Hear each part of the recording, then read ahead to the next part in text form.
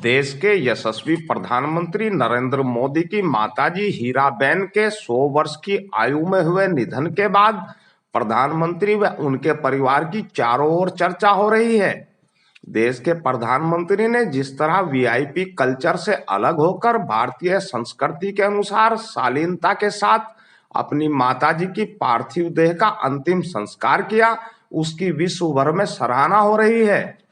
लोगों को उम्मीद थी कि देश के प्रधानमंत्री की मां होने के नाते स्वर्गीय हीराबेन का पार्थिव शरीर पहले जनता के दर्शनार्थ रखा जाएगा तथा फिर एक वीआईपी की मां की तरह ही उनका अंतिम संस्कार किया जाएगा।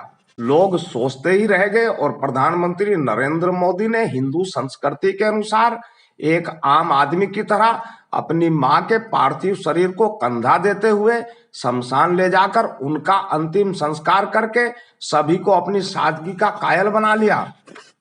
मोदी की मां के निधन के बाद अब उनकी पत्नी जसोदाबेन की भी चर्चाएं हो रही हैं। जसोदाबेन मीडिया से बात करते हुए बताती हैं कि जब नरेंद्र मोदी से उनका विवाह हुआ तो उनकी आयु 17 वर्ष थी। उनके पति नरेंद्र मोदी ने उन्हें अपनी पढ़ाई जारी रखने को प्रेरित करते हुए बताया कि वह घर से अलग रहकर देश सेवा करना चाहते हैं।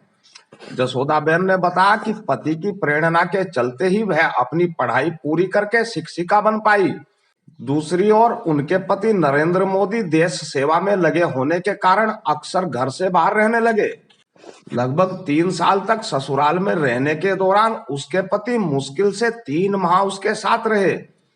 पति के घर से बाहर रहने के कारण वह ससुराल छोड़कर अपने घर रहने लगी तथा शिक्षिका की ड्यूटी करने लगी।